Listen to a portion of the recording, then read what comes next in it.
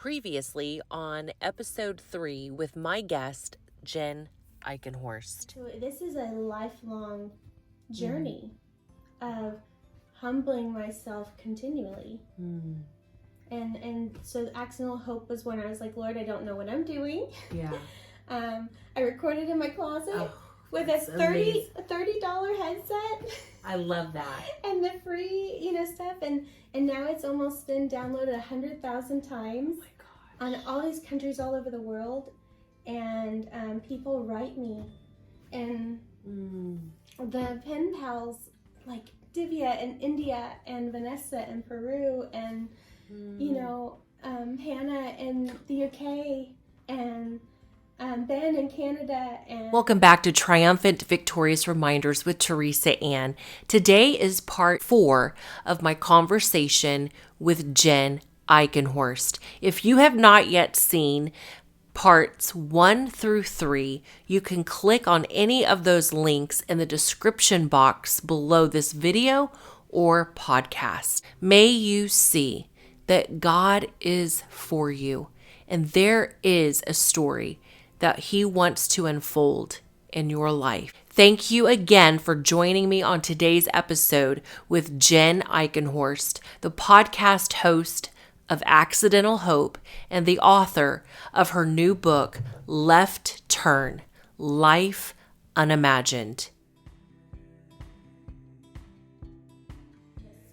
100% of the caddies I've ever talked with have suffered from suicidal ideation. I was gonna ask. 100%.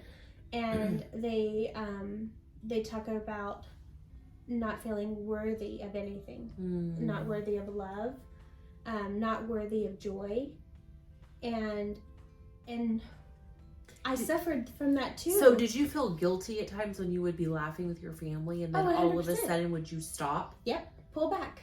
And I had to realize that, through miracles, just the miraculous, I was able to talk to one of David's friends, and he said, was that through the garage sale? Yes.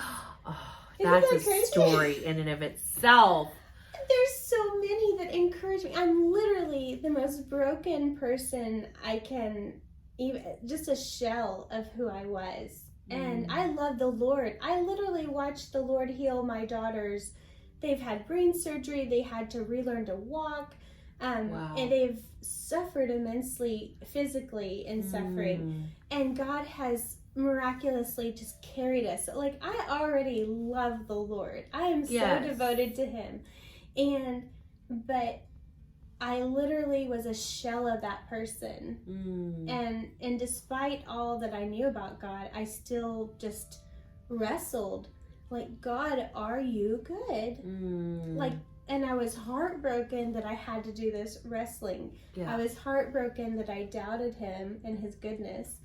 And to restore my joy is only miraculous too. Some miraculous things that happened where you lived at the time, and you lived in a townhome, and you had a neighbor on your right, a neighbor on your left, and you were getting ready to move. As you're moving, you go to the neighbor on your left. Yep. And say, sorry, we're moving. If the moving truck blocks you, please tell us.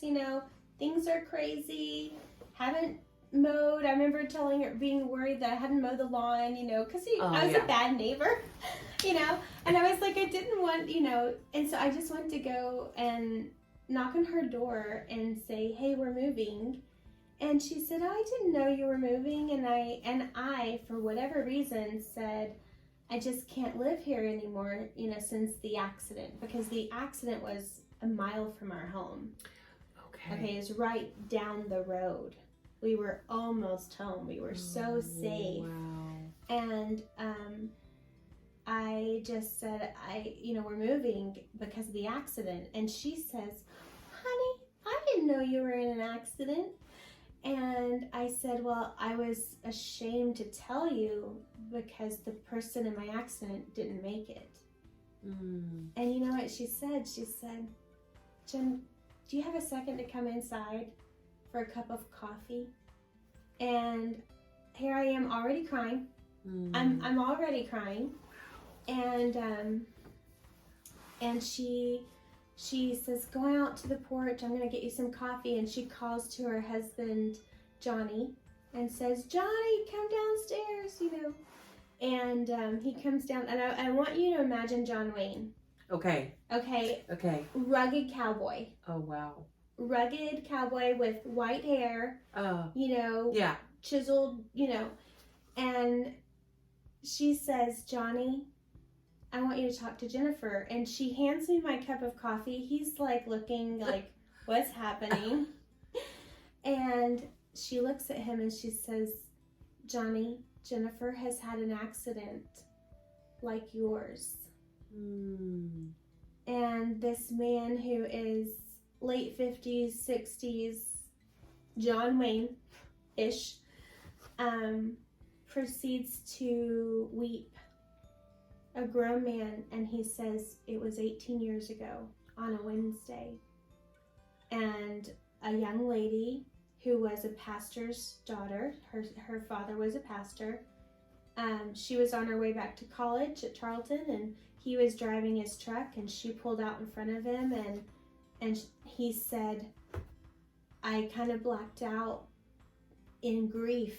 He tore his own shirt, like they found him in the ditch from just the pain of seeing this young girl who was already gone. She was gone, like 100% gone. And it reminded him of his own daughter. And, so like he's like at 60-ish, and this happened probably in his 40s.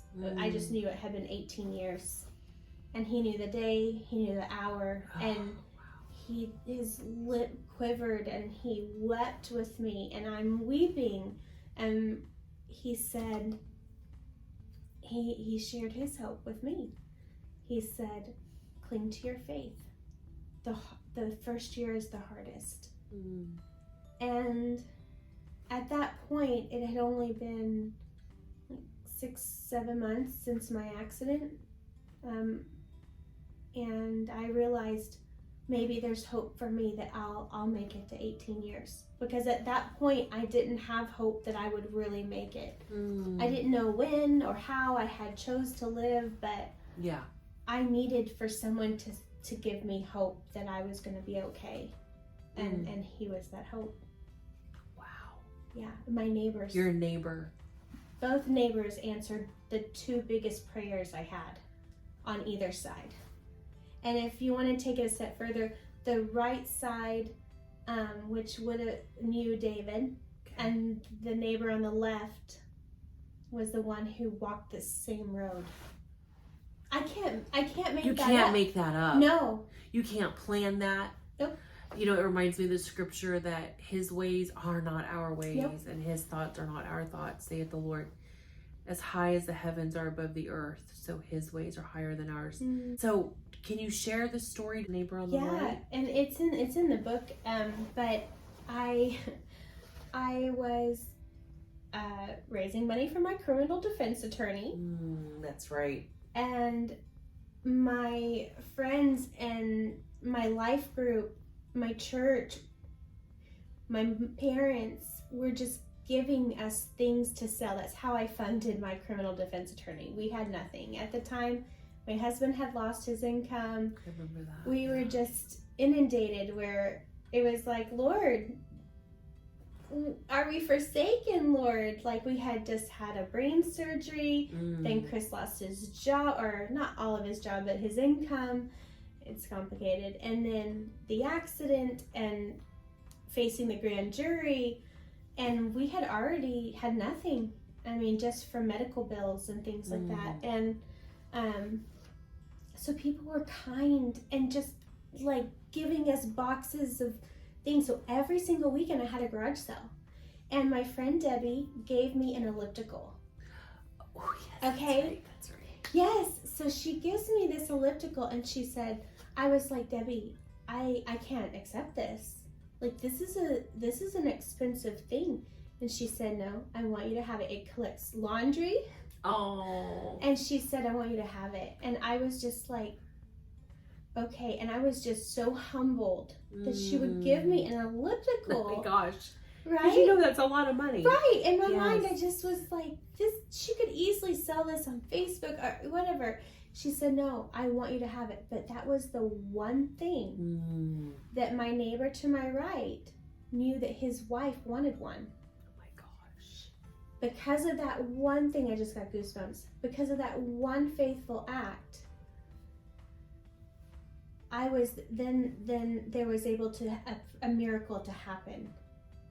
So I have this elliptical and I've put $75 on it. Oh my gosh. Okay?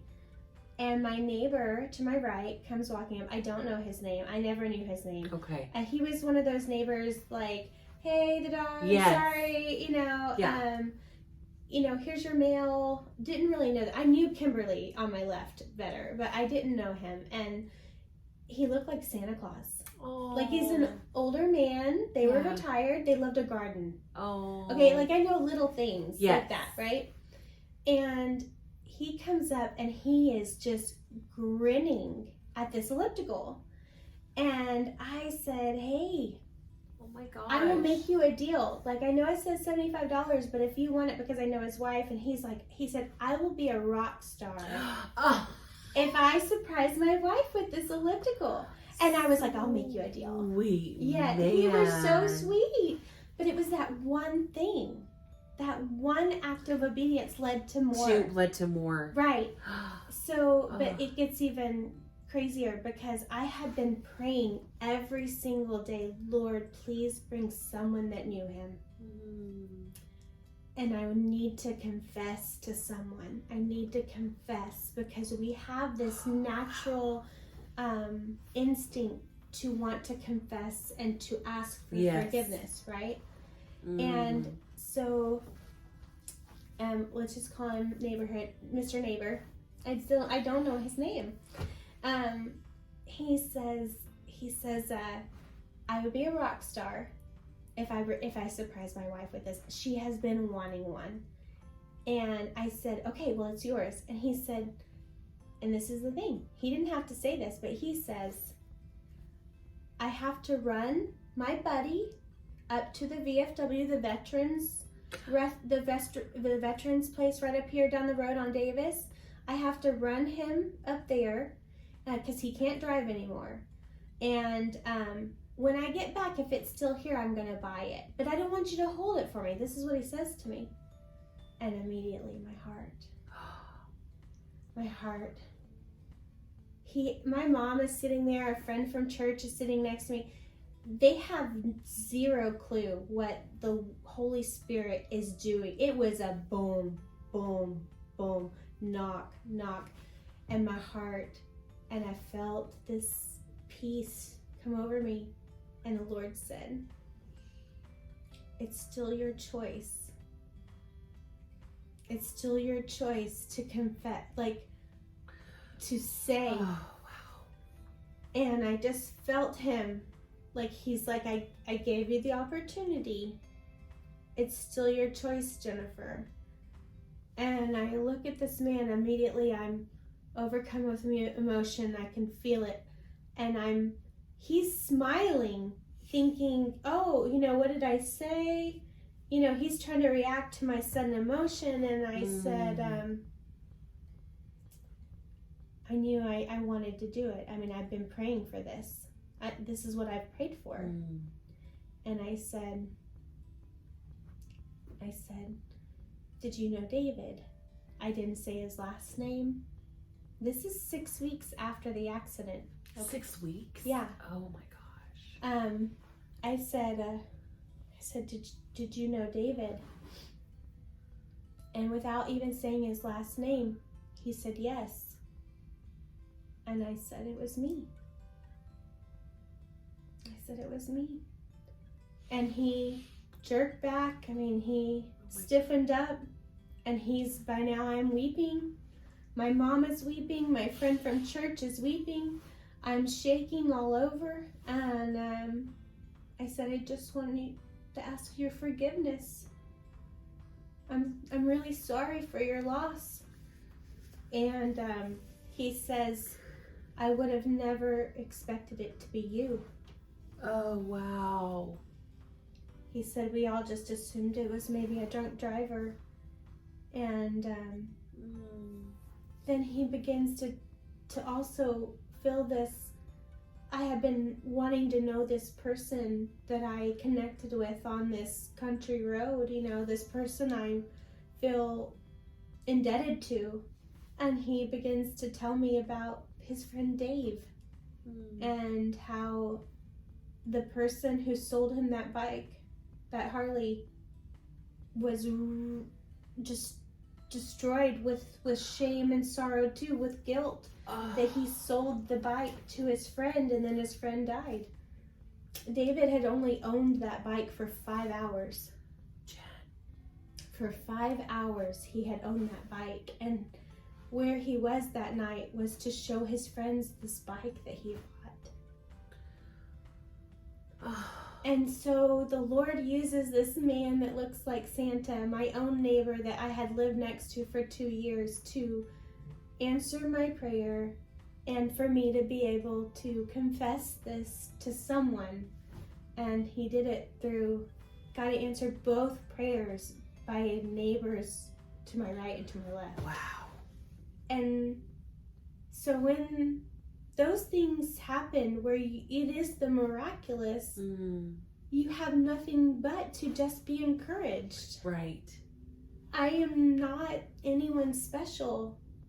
I just love the Lord, and I'm willing to share that for you to go, what? And I want you to be in awe of it because I'm in awe of it. Yeah. And I want you to look for the wonders of God because they're all around you. I had to humble myself to accept that elliptical. Right? That was the first step. I had to humble myself to accept the elliptical. Debbie had to be in obedience to give something away. And then I still had the choice to then honor that prayer that I had been asking the Lord of. Even when we moved to Waco, how the Lord, it was like, other than a burning bush, that the Lord had us there. And of all the places, like, of all the cities in all the country, the only book written from a clinical study about accidental death, there's one from the 1970s called Fatal Moments. The one study where a woman who was curious about accidental death, because that's a whole testimony. She was curious about it? Her father was killed by a caddy. Oh my gosh. So when she studied psychology and got her doctorate, she decided to do her dissertation on accidental death. So there's one study from University of Nebraska, and guess where she moved to? Oh my gosh, stop it. Waco, Texas. And I happened to sit at a Bible study as a brand new person to Waco who knew no one, to an editor that was on that staff, and said, I can't Jenn. make these things up. Oh, I can't make these things up. You've told me this story before, but it's like I heard it for the first time yet again. It's just like, what? Yeah, and I get to talk to her. So wait, hold on. Yeah. So you're sitting next to, out of all people, at When this... I was beginning my podcast, by the way, I hadn't even started my podcast. Stop it. So there's a lady named Nikki Wilson, and she was hosting this thing for women in business. And I was like, why do I want to go there? But she had mentioned something about podcasts and blogs and websites, okay? And she invites women to come. And I'm like, well, I'm working. Classes got canceled that day. Oh gosh, of course it did. Okay, and I was like, I kind of want to go. She's going to be giving like snacks and coffee, and I don't know anyone. I literally don't know anyone, and the Lord has put this on my heart to maybe start a podcast, so maybe I should go. And I'm like, but I don't have a business. This isn't a business. So I messaged Nikki, and I was like, I'm thinking about, she said, Jennifer, a podcast is a business. And I was like, are you sure? Like, I don't understand that. She's exciting. You'll meet. So then I show up to her house. I know no one. I barely know Nikki other than our kids go to school together. What? And there's a room full of women. I want to say 20-ish women in her kitchen living area. Okay, and we all have a business. And I sit down. To the one person is fairly familiar. Oh my gosh. Okay, so I kind of know one familiar face, so I sit next to her, and she is a doula. She is Waco doula, so she has a business. Okay. Yeah, Waco Burgess, right? So I sit next to her because I kind of know her. But the person to wherever we were sitting, like right, I'd know her from no one. And so Nikki says, okay, I want you, because we're kind of a bigger crowd, I want you to turn to the person to your left and your right and introduce yourself and tell them about your potential business. And in my head, I'm going, don't say anything. Okay, you can say podcast, but don't tell them why. Oh my gosh. Okay, and so turns out Micah and Amy know each other, the lady and they're like, oh, you go first. And I was like, I'm still at the point where I could just break down in tears talking about. I'm not like this. This has taken years, y'all. This has taken years of work and disconnecting, and had to come to a place where I'm just not blubbering all over everyone every time I share my story. So I was talking to them, and I was like, they want me to go first, and so then I was like, well, I'm a teacher, but I'm thinking about starting this podcast, and I have kind of a blog. And then they were like, and then I was like, okay, y'all go first. Y'all go.